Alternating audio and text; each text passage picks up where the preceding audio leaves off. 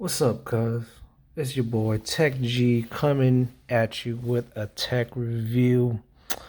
We got the Voyager, the ZSA Voyager keyboard.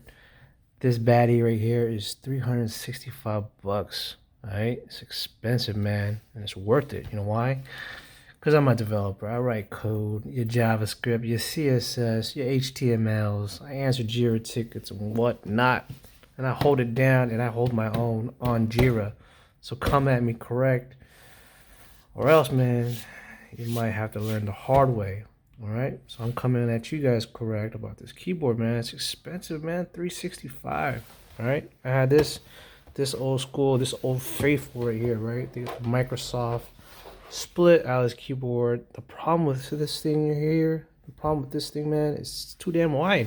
Right? This is my setup. Look how much space this thing takes up. This whole section I barely use. I wanted something this size.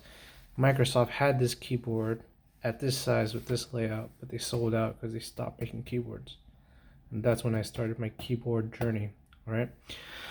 I know there's been this whole craze with mechanical keyboards, so I wanted a split mechanical keyboard, and I wanted that sweet clickiness. All right, this keyboard has it, and so much more. All right, so if you're writing code, if you're a developer, you're a software engineer, maybe you're just a white collar worker that wants better ergonomics, right? You want to fix any kind of pain. Any kind of carpal tunnel issues, this keyboard might be the answer, and it's been the answer for me. All right, what's the problem? What's the problem this keyboard is solving? For me, this keyboard is too damn big. I think this is one of the best in the market, but it's too damn big for my needs. All right, you're typing. You know, you've been doing this for years. You type pretty fast. But look at this thumb right here. This is the only key it has access to, right? To delete, you have to type here. You have to stretch all the way out to hit the backspace button, and that's the only backspace button you have. All right, look at the layout of the keys. They're all staggered, right? That can be a problem. With this keyboard, it solves these design problems. All right, you see the layout? It's all in one lane, right? For easy typing, for easy muscle memory, right? There's this grid layout.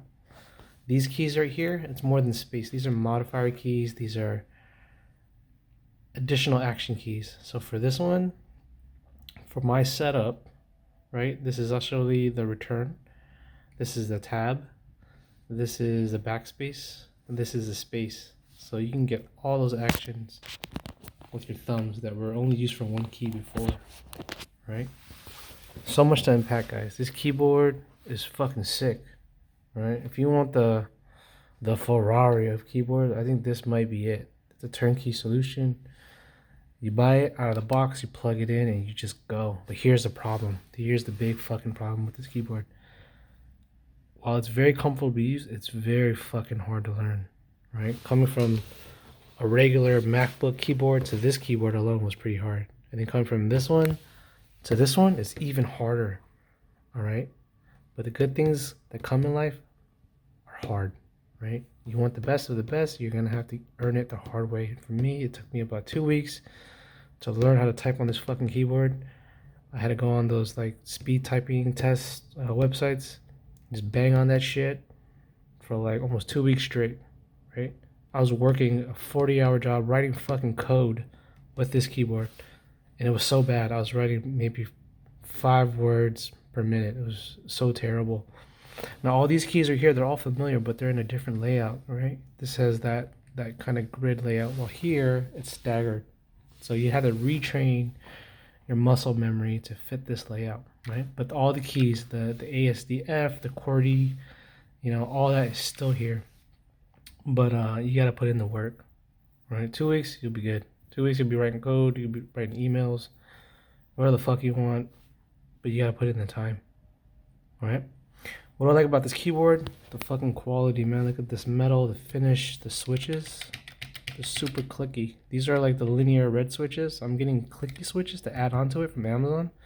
So what's cool about this keyboard is that you can swap out these switches. So if you want more louder ones, quieter ones, ones with more kind of give and more tactile feel, you can swap them out. Other keyboards, other split keyboards like this, you have to solder them. But this is like one of the few, I believe, don't quote me on that, one of the few models that you can swap out these fucking keys, which is great, right? So the difference between this keyboard and other keyboards is like when you tap a key or you double tap or when you hold, they all do different things, right? So this is also control. This is also a shift. This is a command. This is the alt right here. This is an alt right here. This is also a control. This is also a command. So all of these keys do multiple things, which means you can get more done with less keyboard, with less keys, and taking up less space, and without the far reaching you would do on a normal keyboard. It's all within reach. I'd say my gripe is that for the top keys you will have to reach a little bit further, but that's way better than this one. Like if you were to do a delete here, you'd have to go all the way up here to do that, right? To tab, you'd have to go all the way over here. To copy and paste, you'd have to go here and do a command V right here. Over here, for this keyboard, you have two commands, so you can switch on and off. You have two controls. You have two backspaces, two deletes. I have one space, and you can do all that and so much more with this keyboard. It's very efficient. It's very efficient, but you gotta put in the time, man. You want to write that code fast, you gotta put in the time to learn. All right. So I know some of you guys are wondering, how do you navigate, right? Where's your up, down, left, right key? To get that, you have to choose either modifier key. So for left, right, up, down, you have to hold down this key. You could then press it after that. So you gotta hold down the modifier key and press these keys to unlock the different mappings. Right? So think of it as like an additional shift, but instead you click these modifier keys and you get different key mappings. Right? Since I write code, I write with a lot of special characters. So for here, I have a special mapping where if I double click 2, that's my left bracket. If I double click 3, that's my right bracket. Right? 4 and 5 are my curly brackets. So I'm always banging out code. I'm writing let, const, function. Then I'm using all these special keys and hotkeys to get it done. All right. It took me a good amount of effort to unlearn how to type on here and to learn how to type on here efficiently. I'm still learning. Right. I think I'm at like maybe,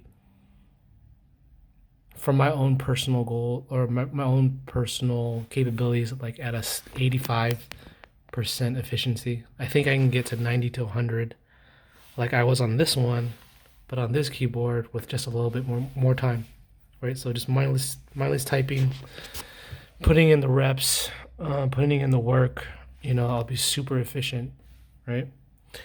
So here's the keyboard, and here's the layout. The bottom, you have these little magnet pegs you get put on the bottom, and it gives it that angle. The angle. So to connect these keyboards, it's not Bluetooth, so it is wired. So there's a wire that connects these two here, and this connects into your USB right here. Right. So man, this keyboard, man, it's been a game changer. I went through like probably 6 keyboards on Amazon. They're all split and mechanical, and I didn't like any of them.